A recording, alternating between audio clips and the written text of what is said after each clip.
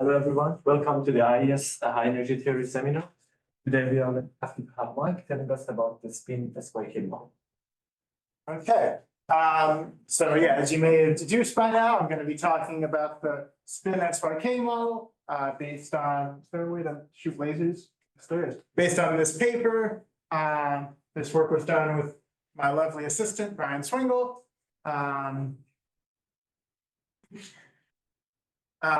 So just as a review, I'm guessing many of the people here know, but what is the SYK model? The SYK model is the most generic possible model with fermions. So you just take, this is the Q equals 4, you can have any number of fermions and have all possible terms with 4 fermions with random coefficients up front.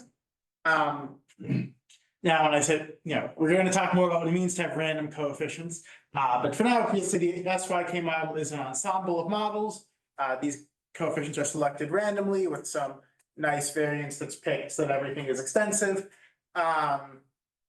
This system is self-averaging. We'll talk more about what that means later, but basically it means it doesn't really matter what coefficients you pick, as long as you're picking from this distribution, you're very likely to get the same coarse-grained behavior.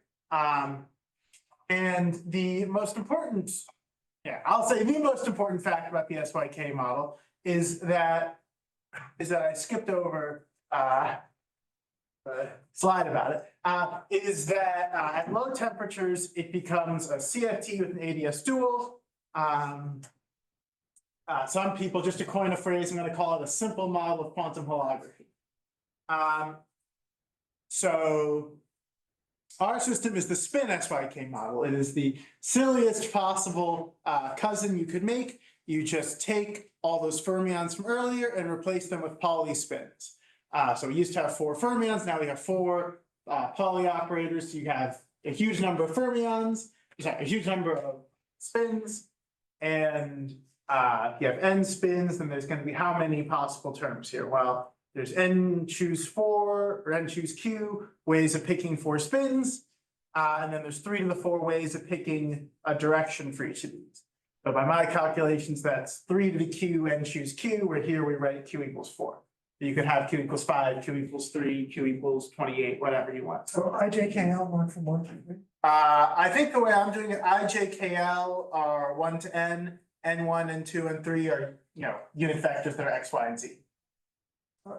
The SY model originally was a spin model, but maybe there's some spin symmetry. Yeah, it definitely had a symmetry and used it definitely had a symmetry and was not this. But yes, this is also a spin model.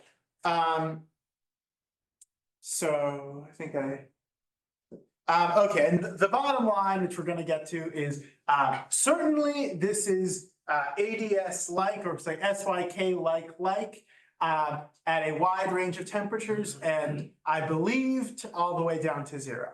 I would not bet the life of my firstborn son on it, but I would bet the life of my nephew.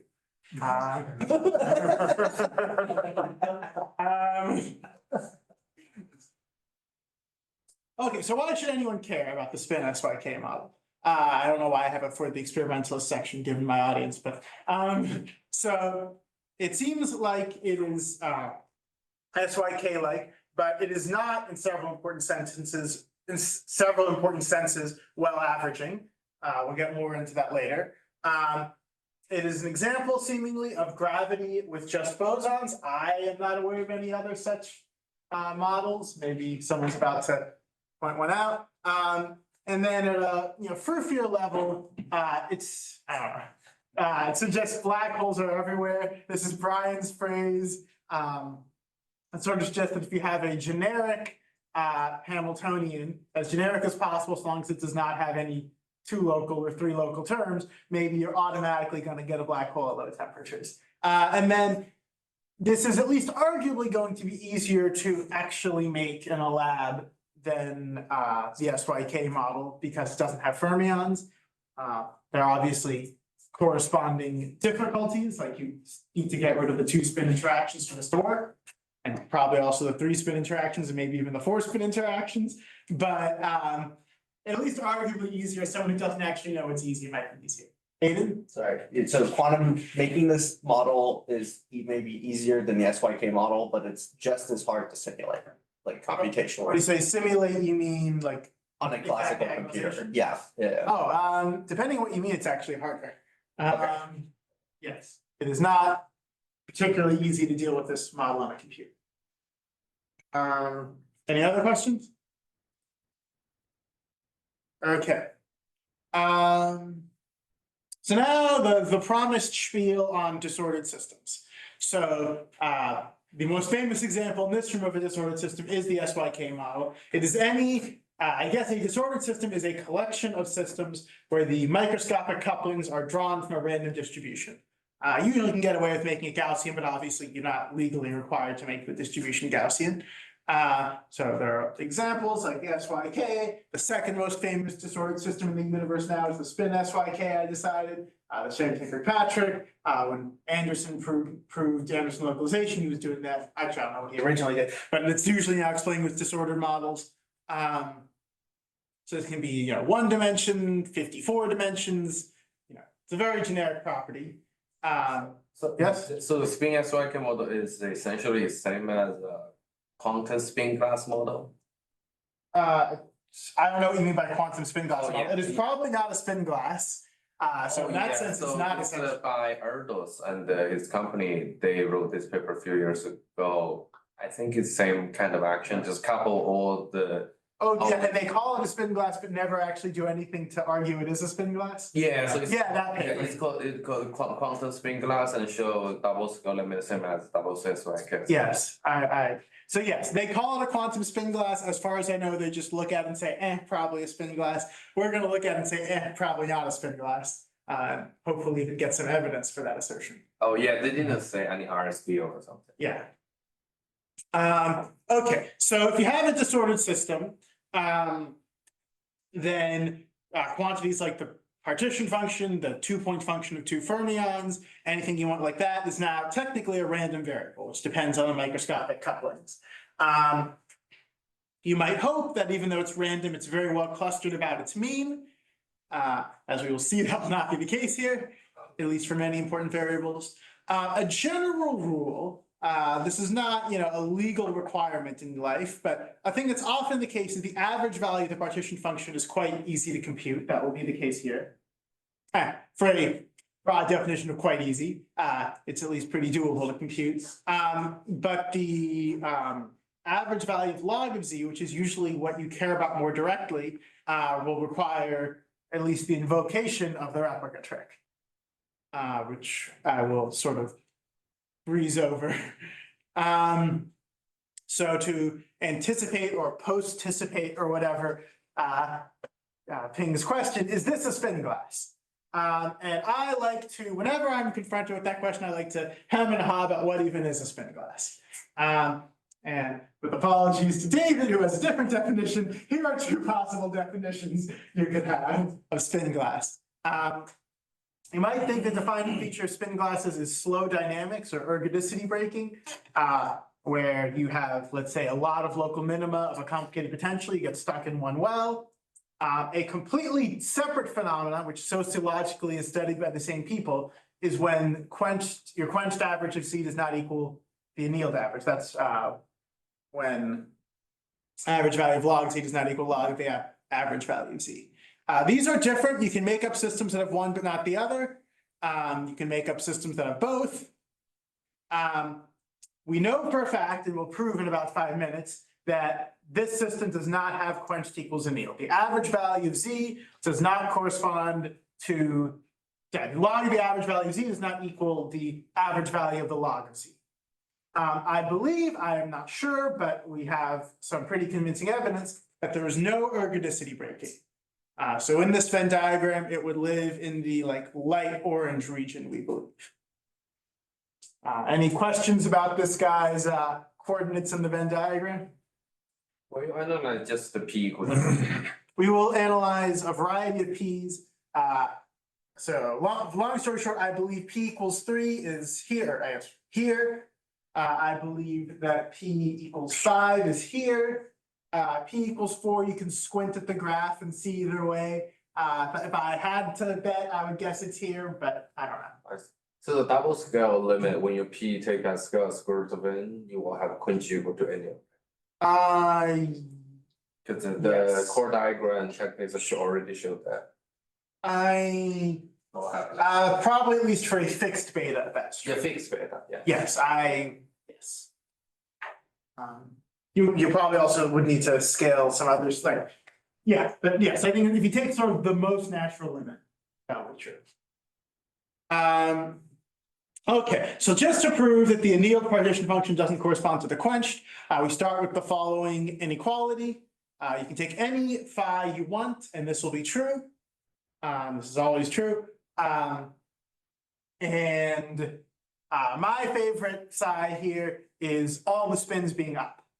So in that case, this matrix element here is, there's of course no reason to think that's a energy eigenstate. It doesn't have to be for this property to be true, but we just take that as a test state. And this inner product is going to be normally distributed with variance n, or maybe, yeah, we'll say n.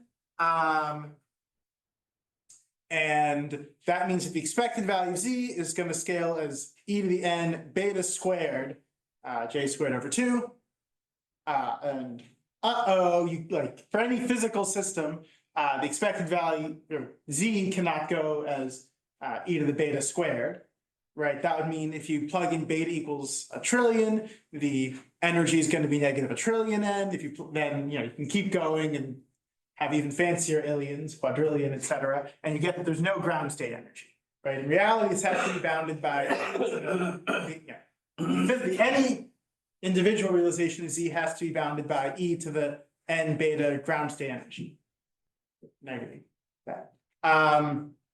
Right. So we've shown here that the log of the expected value z is going to have this beta squared term here, which means you're going to have an energy that goes that's proportional to beta, whereas clearly for any actual system, your energy cannot be proportional to beta at arbitrarily large betas.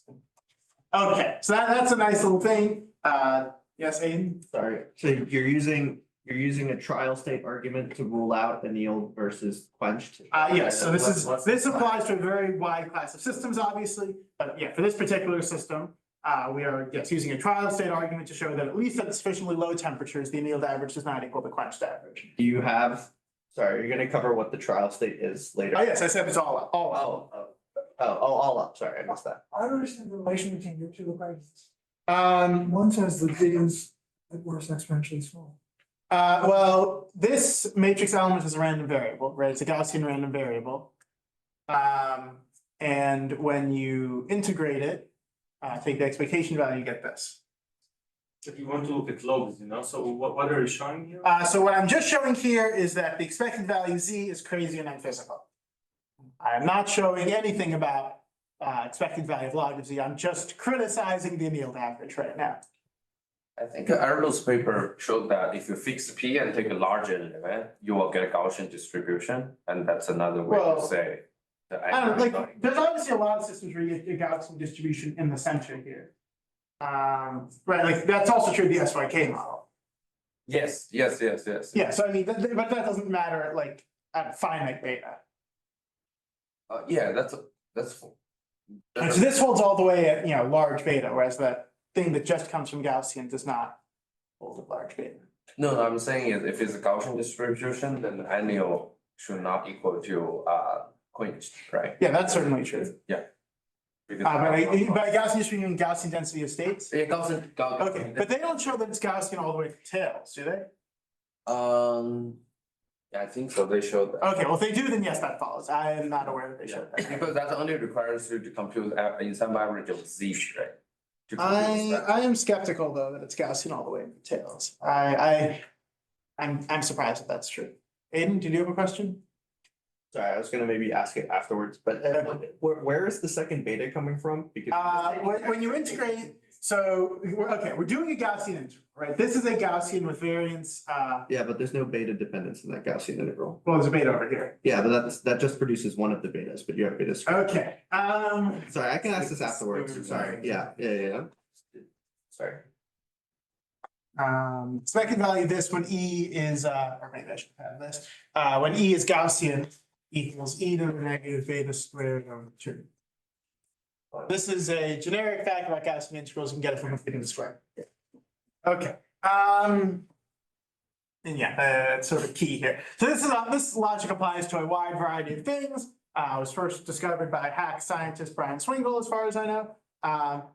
And would seem to suggest that this is a glass, at least in one of the senses listed above. But we're going to show that at least in the more physically relevant senses, it is not. Or we're going to argue that it is not. Yeah. But this is just large deviation of n Gaussians. Yeah. Spin glass is about competition between different states. Okay. So Phenomena. so going back here, we have shown that it's in the red blob here. You're right. We have absolutely not shown that it's in the blue blob. And I think reasonable people can disagree about, where in this Venn diagram you're allowed to use the word spin glass. Probably everyone in this room has an opinion. I don't want to say I know the one true definition of that phrase. I want to say it's in the red blob. Okay.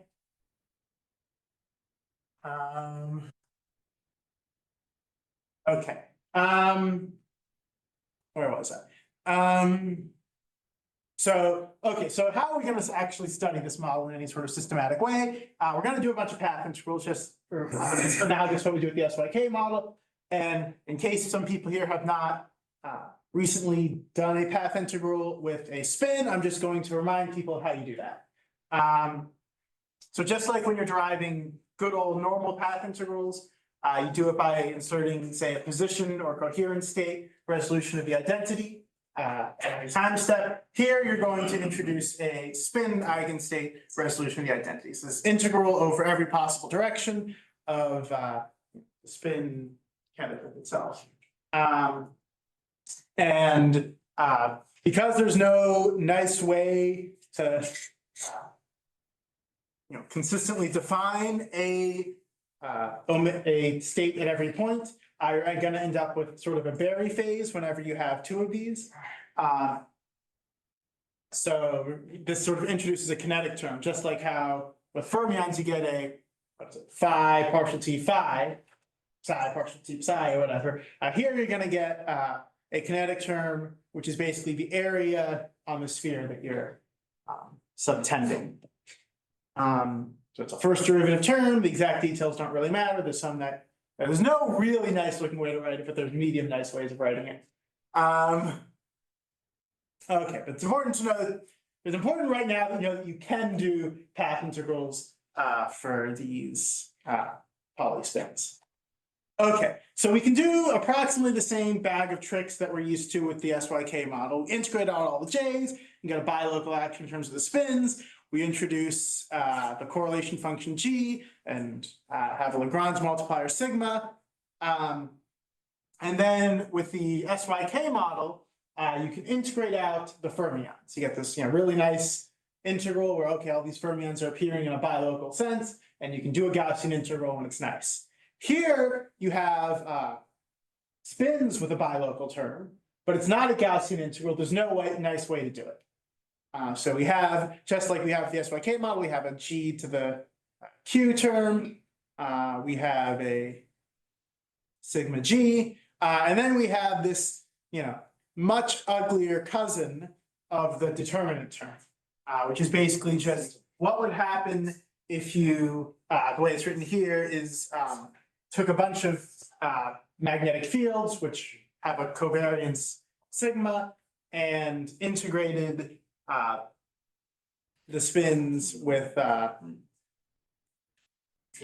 time-varying magnetic field H, right? So if these sigmas were Gaussians and this H was also a Gaussian, then this whole thing would just be a Gaussian integral, right? We have, basic integral of Gaussian E, bilinear and those Gaussian variables. This whole thing would be some giant terrifying determinant, which is the determinant you get in the SYK model. Here, if anyone knows a nice way to evaluate this, I'm all ears, but I do not know a nice way to write this expression. What is the h, the little h? Little h is an external field which is drawn, it's an external field that depends on time and is drawn with covariance sigma. Oh. Right, so just like, it is physically, of course, the product of all the other, of all the terms acting on a given spin. But mathematically, we're doing these tricks, so we decouple all the spins, right? This whole thing depends only on one spin, not doing an n spin integral. Which, if n is say 100, is a huge advantage, but it is still a pretty nasty integral you need to do on your computer. And then maybe not even on your computer, but on a computer better than your computer. Use just summed over X, Y, and Z. Yes. Yeah. Why is there no like Berry phase? Because of the way I wrote this, I'm writing this as a path ordered exponential operator, or so that's why. But yes, you're right that hidden in here, there's a Berry phase. Any other questions? All right. Okay, so that is a scary looking equation, but I think it does lend itself to a nice little flow chart you can make using PowerPoint. So at any given time, there's a field on each spin, and if you know the statistics of this H, then you can, of course, sample over those statistics. And if you use those, you can figure out G. And if you know G, you can use the fact that the H is, or that the covariance of H is just G to the Q minus 1 to figure out the statistics of H. And if you can do all this self-consistently, then you have a solution to the equation of motion. So doing this particular step here is quite expensive because you're going to need to sample over a very high dimensional Gaussian and calculate some in principle quite complicated function of it. But this is conceptually a nice little self-consistent thing to do. So, and what can we possibly expect to happen when we do it? Obviously, there's an infinite number of possibilities, but I feel like in real life, correlation functions do one of three things. They decay as a power law, they decay exponentially, or they hit a specific non-zero value. So let's go through those cases. So in this first case, which is obviously the SYK-like case, we can actually show that it'll still have all the same lovely properties. It'll have the SL2 symmetry and the maximal chaos conditional on the power law. It will very likely have level repulsion between the two lowest levels because it's a chaotic system all the way down to the lowest temperatures. So that's important. And it's very cool and sexy and all of that. It could decay exponentially, which would probably be the least cool possible outcome. We mean that the system has some sort of gap. So if we look at the two lowest energy levels, we should expect there to be some, fixed gap between them. Right now, when you say low temperature, you really mean zero temperature? Yes, I mean zero temperature. Like in particular, the 2-point function as. But you don't want to get the independent low temperatures, right? No, yes, to a fixed Not low really temperature. zero. Yeah, we're sending n to infinity first and then going to low temperatures, yes. Going to zero temperature after taking. Yes, Not really. yeah. So okay, the worst possible case is just a gapped paramagnet. To have quasi-particle excitations and all of that. And then another possibility is that it is, okay, I guess I used the word glassy, which maybe I shouldn't have, but where it's non-ergodic, it has some like fixed memory after very long times. This will likely, I believe even necessarily, mean that the two lowest energy levels are independent. There's no level repulsion between them because they'll come from like different sectors, or at least could come from very different local minima that can be very close to each other. It'll mean a large number of disordered metastable states, as I say. A fact that I have not remotely demonstrated to you yet, but preview of things to come, is even in this case here, there will be a long time window, parametrically long in Q, where this looks SYK-like enough. Q? Q is the locality. So for the thing I drew earlier, Q was 4, but you could just as easily, if you're a theorist, set Q equal to 50. Be much more difficult if you actually wanted to make the system, of course, but for suckers. Yeah, so even then, you'll be able to get an exponentially long in Q window where it'll look SYK-like. Sorry, can you explain what is Q? Q is the number of spins in the terms of our Hamiltonian. So I wrote Q equals 4, but Q can be any positive integer, or I guess that can be yeah. So we did prove that this exponentially decaying phase doesn't happen. I'm not going to get into the proof, but just trust me, it's in the paper. So we're left with two possibilities. We can have this power law decay, in which case there's the an SL2 symmetry that emerges at low temperatures and all that lovely stuff. Or you can have decaying to a constant, which would necessarily, I guess I should spell this out. So if we look at the definition of G, at t equals 0, G is going to be exactly 3. At long times, G is just the square of the magnetization of a given spin, so it has to be less than or equal to 1. So that means G is going from 3 to some number no more than 1. Which is, fine, you're allowed to have a lower value. But if you think about what this means for sigma, which is G to the Q minus 1, if Q is say 5, then that means sigma is going from like 81 to 1, right? Sigma is coming down a heck of a lot. And things like the energy, which depend on the qth power of G, are really going to be dominated by this stuff around 3, not the stuff around 1. So that's what I mean when I say at large Q, this will look at least SYK-like, and the glassiness won't be a big deal. It's an essential consequence of the non-commutativity of the polys and the fact that at long times, this G has to have decreased a lot, and thus the sigma has to decrease a lot more. So far, you're just looking at the average of the partition function, right? No, so far, I mean, this is what is actually happening with, No, but the formula you wrote down, the path interval, it only. The formula I wrote up there was a non-replicated thing for the average value Z. You can just add in some more indices and get a replicated version. Okay, so we're supposed to imagine you've done that. I think you should imagine I've done that, since I don't actually put that on a computer and haven't actually really done that. It's mostly a still imaginary thing I've done. All right.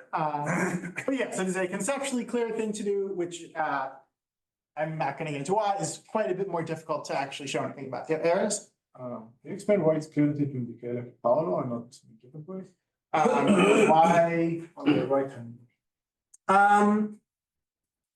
Why is it a power law over this long window? Yeah, sure. So one way you can do it is just, it solves the Liouville equations. You can show that just like there's this particular set of equations you get for the SYK model at large Q. This guy's going to obey the same formulas, and that that gives you a power law. Now, unfortunately, it can't tell you anything about the really long time behavior, because technically the Liouville equations only work in this case when G is still close to 3. So they will not tell you when G bottoms out at exponentially long times, exponentially in Q long times below 1. That's beyond the formal scope of the Liouville equations. But within a wide range of times, it's still applicable and gives you a perfect power law decay. Just like you get an SY. The exact same power law, the exact same coefficient, that you get with the SYK. Yeah. Just make sure. So you're now solving the Neel case? No, this is discussing what actually happens. Okay. There's this. Yeah, so we know the Neel case is going to have this. In fact, well, not even going to have this stuff, but it's going to decay to some fixed value. But that's not important. Yeah. So even for SYK model, if you fix the same value of P, say P to 5 or 10, will you see difference? A difference between what and what? Of the G decay. Like SY could decay to 0, but this one will decay to some fixed number. Okay, so we don't know. I think it decays to 0, but I'm not sure. But yeah, say okay, I just fixed P to 10. Okay, so how can at P equals 10, this will not have the exact same G as the SYK. It will probably look pretty close. At the Liouville level, they are exactly the same. Yes, they'll have exactly the same Liouville equations, which obviously at p equals 10, that's not a perfect description. Yeah. And in particular, the Liouville equation, does not technically apply when G has decayed an appreciable value. It applies when G is decayed like a 1/q amount. Right, because it's an expansion. Yeah, but then the question is about when will the subleading of 1/p or 1/q will break down, right? Yeah, And you're saying this model will break down earlier than SYK? I'm saying I have no idea. Oh, I'm lost between P's and Q's. Are they the same? Yes. okay. Sorry. Later, we're gonna introduce a different Q, which is Van Danielson, but yes, there's a horrible miscommunication where spin glass people call it P and quantum information people call it Q.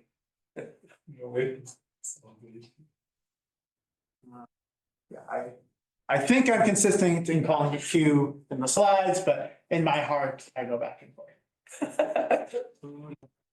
Okay. At least for the non-replicated action, you can just put it on a computer, do the sampling and try to get something. And you get multiple solutions. So the important thing is there's this annealed solution, which we know is going to dominate the annealed free energy. That's how it got its name.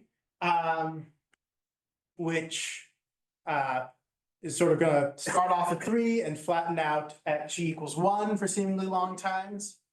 We sort of showed that this would lead to energy being proportional to beta, so it cannot, physically speaking, it would be crazy if this dominated the actual average free energy. But it is a solution that you'll get if you plug the non-replicated action into your computer. There is this, which we optimistically called the quenched solution. There's going to be a power loss solution. We showed that.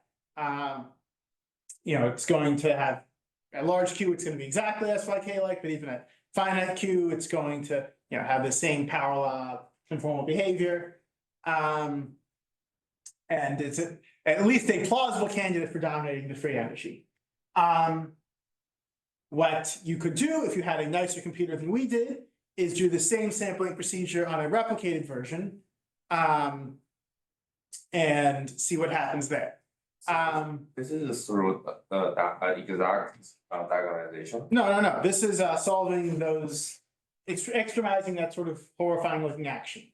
So inside that action, there's a path integral over for one spin. So this is not as easy as solving the SYK equation of motion, because you have to do a path integral in every step. But it's conceptually easy. And you get at least these two. And if I did a more than imaginary sense, did the replicated version, you could do considerably more computation and looked for another solution which has replica order and breaks replica symmetry. The only ways we could think of to do this were prohibitively expensive and could not go to really low temperatures. This is just, we're not good computer guys. I completely believe that this is a thing that better man than me could and should do, but it's not been done yet. So far all these questions are open. And of course, at any finite beta, a pessimist could still say, oh, there's no replica order at beta equals 20. Maybe that's because it only shows up at beta equals 30.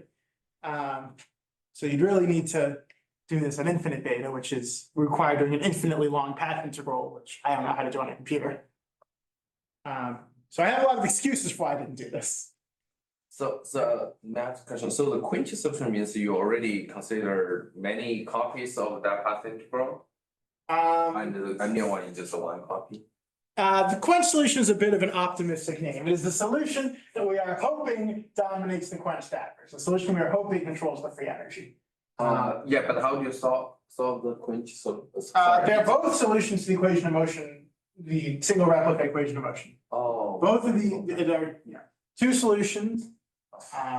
And on the next slide, we're going to talk. This can't dominate free energy.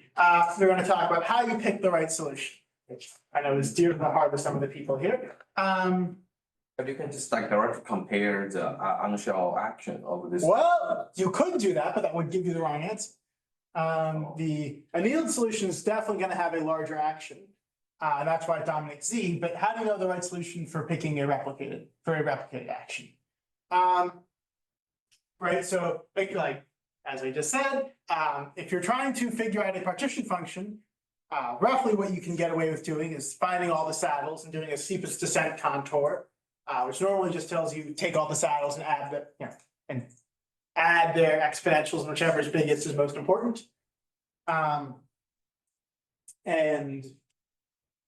But for the free energy, where you're doing this replicated version, the story is more complicated. The general gist is you want to maximize over the replica diagonal variables while minimizing over inter-replica correlations. The sort of stupid story behind this is, well, how many correlations are there between the variables? Well, there's n choose 2. When n is between 0 and 1, n choose 2 is a negative number. How do you minimize over a negative number of variables? You maximize. If you find that persuasive, I have a bridge to sell you. So I think it's not quite an open problem, but still a difficult problem. How do you actually pick which solution dominates? So a favorite example is the transverse field Sharon-Tinker-Patrick model. If you don't know what that is, don't worry about it. Is going to have 2 different replica diagonal solutions and also an infinite number of replica non-diagonal solutions, including one at each level of replica symmetry breaking. And how the heck do you pick the correct one?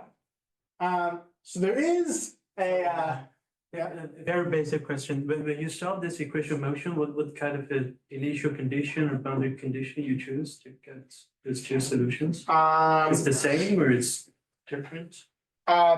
What you mean, like if you solve it iteratively, how do you get these 2 solutions? Right, so it's an iterative equation of motion analogous to the one you get with SYK. Yeah, so what we did was we guessed that there's going to be these 2 types of solution and put in things that look like them and got. So they're both sort of stable under the iteration, if you will. Which doesn't mean they're stable in any important physical sense as far as I know. Okay, so the hygienically correct way to pick a solution is there's a formal prescription that Brian and collaborators worked out based on work by some other people, which as far as they know always gives a physically reasonable answer. I'm not sure that anyone in the entire history of the universe has ever actually used this prescription to pick a solution. And in practice, what people do is they just, they're bad boys and girls and they just try to match the physics. Yeah. Sorry, is the difficulty here with the model that you're studying is that full replica symmetry breaking versus like 1-step or 2-step replica symmetry breaking? Were you able to like? I don't think that there's a unique, what do you mean by the difficulty? Or sorry, like were you able to rule out 1 or 2 replica symmetry breaking? Because there you were not, even though you can just write down the non-stops there, that's like has a finite number of variables. Basically the issue is you now need to do one additional integral on top of the very complicated integral I just showed you, and that one integral gives you like an additional factor of 30 in the cost, and that's enough to screw you up. Okay. Yeah. I'm not sure I understood the point here, because if they are both diagonal, why don't you just choose the one with the lowest action? Because that will give you the unphysical result that Yeah, but this is the annual result. what? Right, but Yeah, this is the okay. annual result. Yeah, but very clearly that can't be the free energy, right? Because the free energy cannot be proportional to beta. Yeah, but you're calculating the annealed. Yeah, the annealed thing, yes. If you're interested in the annealed thing, the annealed result gives you the annealed So behavior. you're hoping. If you're interested in the quenched free energy, there's certainly the annealed result cannot give you the quenched free energy because the quenched free energy is not going to be proportional to beta at large beta. Yeah, but I think it's just a little bit weird because you have another solution, you call it a quenched one. Yeah, it So it's was. just from one Yeah, replica. it was presumptuous and we probably should have call it the power law solution or something. You're right, it's a misnomer. We should call it the power law solution. It's more like you have 2 saddles for the Yes. one replica. Yes, and if you're just interested in the expected value of Z, this guy dominates. It is likely, for reasons we'll get into momentarily, that this guy dominates the free energy, the log of the partition function. Yeah? Maybe just to repeat the last question. I mean, if for every n you have replica symmetric solution that dominates the replica calculation, at least formally, then its continuation of that would give the right answer or not? Sorry, can you say that again? Maybe I misunderstood, but I thought you were saying that for every n, for every replica number n, you have a replica symmetric solution that dominates the calculation. So I certainly wasn't saying that. What I was saying is for replica number one, this dominates. It is actually the case, although I've not said it yet, that you're right. If you take n equals 0.5 and then take the low temperature limit, this will also dominate. And sort of if you do go to low temperature before you set the number of replicas to 0, this will actually always dominate. Now it's not a thing I have said yet, but it's a thing I'm saying now. But that's not the correct thing to do, right? The correct thing to do is set the number of replicas to 0 and then send data. So I don't know. And so the other way is just a fun fact that I don't think is relevant. Yeah. Okay. So yeah, long story short, we're just going to try to match the physics in order to figure out whether the physics is dominated by our power law solution or by some replica symmetry breaking solution. So what physics are we trying to match? We were able to think of a few sort of diagnostics of replica symmetry breaking. The most obvious one is just the long time value of G, which you can get by exact diagonalization. Right, you can look at the ground state or the few lowest energy states and see what is the expected value of all these different spins. And then, as I've alluded to several times, there's energy level repulsion. So if you have a spin glass with multiple local minima, there's no energy level repulsion between eigenstates and the various minima. So you might be able to see this just by making a histogram. So that's what we do. So first we look at the a different definition of Q. Q is now means something completely different, the Edwards-Anderson order parameter. This is a measure basically of if you take the system at very low temperatures and measure Pauli spin at long times, what is the correlation function? So if you do indeed have power law decay, then this thing goes to 0 as a function, as n goes to infinity. And if this is good, if this is a spin glass, or if this has replica symmetry breaking, I should say, then this Edwards-Anderson order parameter will go to some fixed number like 1 or 0.8 or 0.2 or something. So with Q equals 3, we have 3 body interactions. This graph does not look to me like it's going to 0. It looks to me kind of hard to read, but like maybe it's going to some fixed number around 0.5 or so. Those values jump around within. They depend on the parity of n a little bit. They depend on the parity. So you think the error bars are much smaller? These sort of these are each averaged over many, many realizations. Right. And the error bars are negligible. Yes. Yes. So those are true effects of that particular value then. Yes, yeah, there's a parity effect Right. we can get into. Okay, and then for Q equals 5, think about, this is already a really small number, and it's getting smaller. I mean, legally speaking, it is possible that this graph then reverses sign, and by the time n equals 30, this number has flattened out to be 0.3 or something. But realistically, I think if you look at this graph, you're like, yeah, that's going to 0. And this is a log chart, by the way. Straight line corresponds to exponential decay. So this exact diagonalization is pretty suggestive, right? This is not legally binding, but it's microscopic room for doubt. But it's very, very suggestive that at least for Q equals 5, the Edwards-Anderson parameter goes to 0 as your system gets larger. Just for fun, we also I'm almost taking a picture. Sorry. Just for fun, we also looked at the spectral statistics. And we do indeed get this glass-like behavior when Q equals 3, where sometimes you'll have 2 local minima that are quite near each other, and the energy eigenvalues will be quite near each other. Whereas for q equals 5, it really looks like there's level repulsion between the lowest energy eigenstate and the second lowest.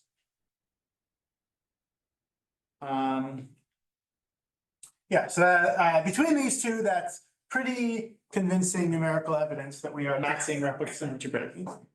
And I genuinely don't know whether this is more or less convincing than if we'd done beta equals 10, the actual solving of the equation of the replicated equation of motion.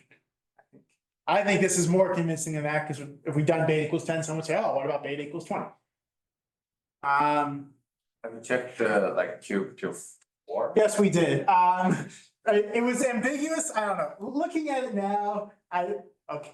The reason we don't include Q equals 4 is because I look at it and say, obviously, this is SYK-like, and Brian looks at it and says, obviously, this is a spin glass. This is a Rorschach test. To me, it's obvious. If you want, it's in the paper. You can look at it and see whether you're a Mike or a Brian. Hopefully, you're a Brian.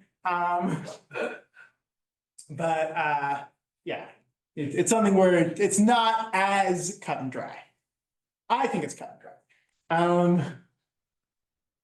Okay, so what does this have to do with quantum gravity? Or like what is the sort of upshot for quantum gravity? So quantum gravity says that the partition function of a CFT is a sum over all the geometries, including all the topologies you can have in gravity. There's infinite number of topologies. I'm approximating infinity equals 2 in my drawing, right? So you can have the nice, disk, or you can have this, I don't even know what to call it, hat from someone who was in a war zone topology. And you sum over all of them. And that's nice. But it leads to a problem of factorization. If you're interested in the partition function of a square, then you have to sum over all the topologies, including 2 disks, 2 war veteran hats. There's a topology which is 1 disk and 1 shot hat, and then there's this topology, the wormhole, that connects them. So this breaks the factorization and says that in gravity, the average value of the square of the partition function is not the square of the average value of the partition function. But for things like the SYK model, this effect is tiny. It's non-perturbatively small. All of everything except the leading geometry topology is non-perturbatively small. Whereas for us, it's non-perturbatively large. And at large beta, this expected value of z squared doesn't at all correspond to the expected value of z, and certainly doesn't correspond to the log of z.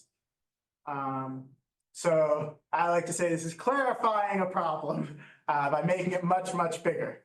Instead of being non-perturbatively small, this effect is non-perturbatively large. Yeah. This is also true in spin glass models, right? If I tried to do a spin. Oh yeah, so yeah, the factorization absolutely fair, but that doesn't have the gravity dual. So it is not clarifying the factorization problem in gravity, it's clarifying the factorization problem for a four-interval disordered system. Is your factorization problem in this model comparable to that of spin glass models? Like this Yes. Okay. So Yeah, so this is a problem that inherits the factorization issues of spin glasses while seemingly also having a gravity dual. That's a good way to put it. Okay, so just a summary of all the nonsense I said. The spin SYK, we know for a fact, take it to the bank, it is not a paramagnet.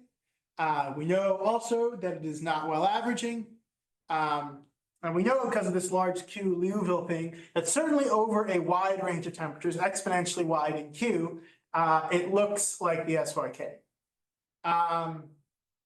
We think that there is not going to be any correlation between replicas. The solution is replica diagonal, that power law thing I showed you earlier, at least for Q equals 5 or more. We think that. And this will be true not just for the exponentially in Q wide range of temperatures, but down to the lowest temperatures. And I think that there's some holographic signature of the poor averaging. I don't know what it would be. I'd love it if someone here figured it out, but there should be some holographic signature. Yeah, Aiden? Sorry, I just have one more question on the gravity thing. Is the higher genus contributions suppressed? Since the fact you said that the wormhole is not suppressed compared to the leading order contribution, but Well, it's enhanced, in fact. the higher, so like the usual random matrix theory gravity is like an expansion. Yeah. That's That's a an good expansion, question. good. I understand your question and don't know the answer. It's a good question. I'm making things up, but if I had to guess, I'm gonna guess the higher cadences are still suppressed. It's me making things up. Yeah, any other questions? That's the end.